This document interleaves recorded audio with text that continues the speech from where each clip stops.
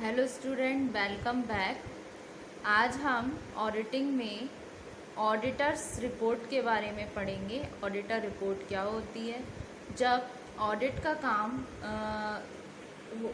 Over हो जाता है, when the work of audit of a company is over, तो जो एवरी ऑडिटर होता है वो प्रिपेयर करता है अपनी एक फाइनल रिपोर्ट। ठीक है, वो समरी फॉर्म में अपनी रिपोर्ट प्रिपेयर करता है। इस रिपोर्ट को जाना जाता है ऑडिटर की रिपोर्ट के नाम से। ठीक है, तो इस रिपोर्ट वो ये रिपोर्ट सबमिट करता है शेयर होल्डर्स को कंपनी के, और जिन्होंने उसकी अपॉइंटमेंट की होती है, और आइदर बाय द डायरेक्टर्स या फिर जो शेयर होल्डर्स होते हैं। तो कंपनीज एक्ट 1956 में ऑडिटर रिक्वायर्ड करता है एक रिपोर्ट बनाने में, जो मेंबर्स ऑफ कंपनी होते हैं, जो एग्जामिन्ड बाय हिम होता है on every balance sheet and P&L account. ठीक है, तो ये इसको जोसेफ लेंस्टर ने बोला था, ये गुड वन है।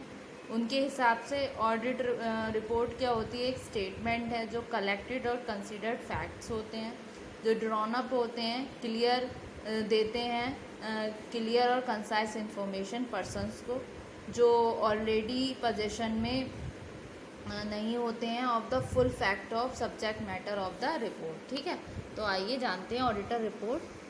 When the work of audit of a company is over, जैसा कि मैंने अभी आपको बताया, जब ऑडिट का काम पूरा हो जाता है कंपनी में, every auditor has to prepare his report in a summary form.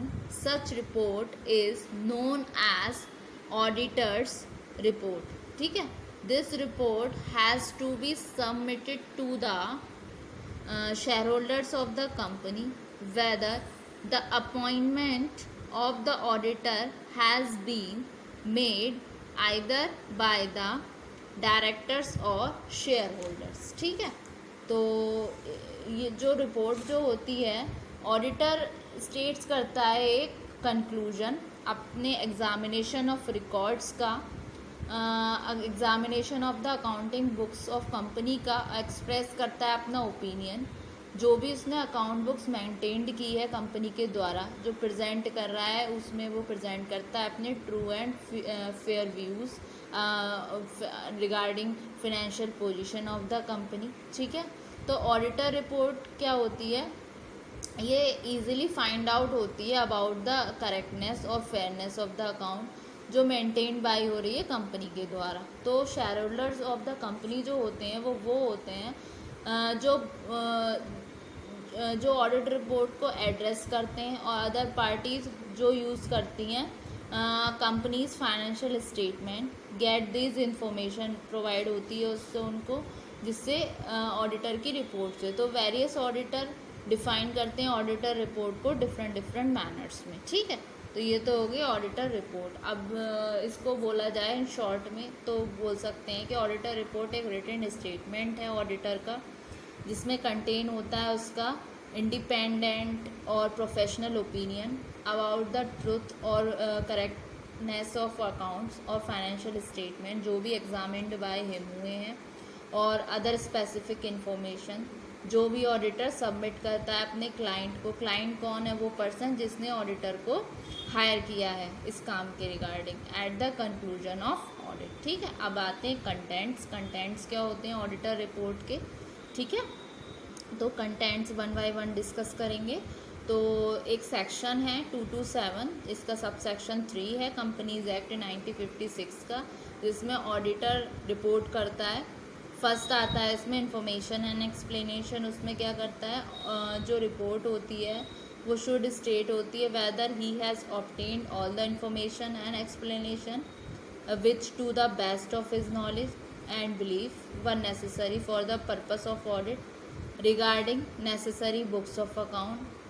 ठीक है, फिर अब आता है आपका second point regarding P&L account and balance sheet. इसमें क्या आ गया आपका, जब रिपोर्ट जो है whether the company's balance sheet और P&L डील्ड विद होते हैं रिपोर्ट से, जो आर इन एग्रीमेंट होती है विद बुक्स ऑफ अकाउंट और रिटर्न से, तो they must be prepared in accordance with the section 221 और सबसेक्शन 1 है कंपनीज एक्ट 1956 का। ठीक है, फिर आती है clarification of true and fair terms.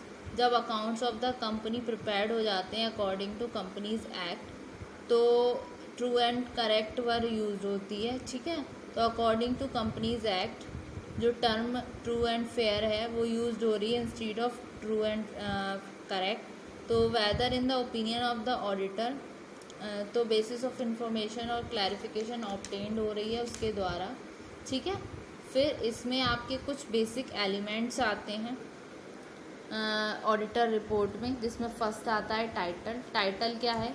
एक एप्रोप्रिएट टाइटल हो गया, जैसे आपकी ऑडिटर रिपोर्ट जो हेल्प करता है रीडर्स को आइडेंटिफाई करने में, रिपोर्ट को डिस्टिंक्ट करने में इसको रिपोर्ट से जो इशूड बाय अदर्स होती है। ठीक है, फिर आते हैं आपके एड्रेसी। एड्रेसी में जो रिपोर्ट को एड्रेस करना चाहिए क्लाइंट, और क्लाइंट कौन हो गए? आपकी जो अपॉइंटिंग अथॉरिटी है जो अपॉइंट कर रही है ऑडिटर को।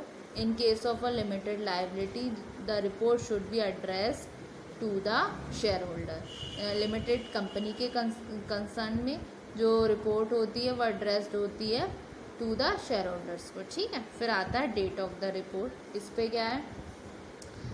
ये डेट होनी चाहिए उस पर जहाँ जब ये ऑडिटर रिपोर्ट साइन हो रही है।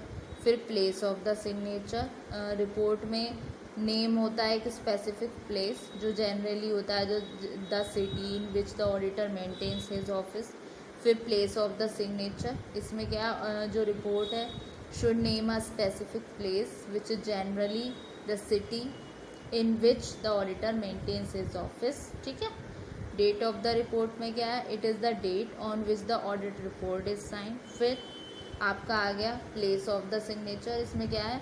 जो ऑडिटर ने जिस सिटी में बनाया। फिर ऑडिटर मतलब जिस सिटी में उसका ऑफिस है जिसमें ऑडिटर मेंटेन करता है। ठीक है, ऑडिटर के सिग्नेचर। इसमें क्या हो गया?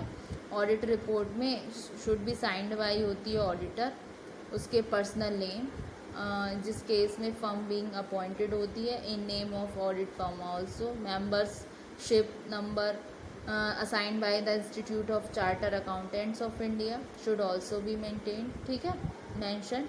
फिर एक इंट्रोडक्टरी पैराग्राफ होना चाहिए जो आइडेंटिफाई करे आपके फाइनेंशियल स्टेटमेंट को, जो स्टडीड होता है, ऑडिटेड होता है, जैसे कि बैलेंस शीट हो गया, प्रॉफिट एंड लॉस हो गया, कैश फ्लो स्टेटमेंट हो गया, जो इंडिकेट्स करता है स्टेटमेंट मैनेजमेंट के रिगार्डिंग। और आपका ओपिनियन पैराग्राफ जिसमें रिपोर्ट क्लियरली सेट करती है ऑडिटर का ओपिनियन। और ऑपरेशनल रिजल्ट जिसमें वो फाइनेंशियल स्टेटमेंट के रिगार्डिंग अपना ट्रू और फेयर व्यू देता है, जो गाइडलाइंस होती है जो सजेस्ट करती हैं रेफरेंस टू अकाउंटिंग स्टैंडर्ड्स, और जो made in order to advise the reader of the framework. ठीक है, तो ये सारा हो गया बेसिक एलिमेंट और कंटेंट्स ऑडिटर रिपोर्ट के। तो होप सो स्टूडेंट आपको ये वाला लेक्चर समझ आया होगा। Thank you very much.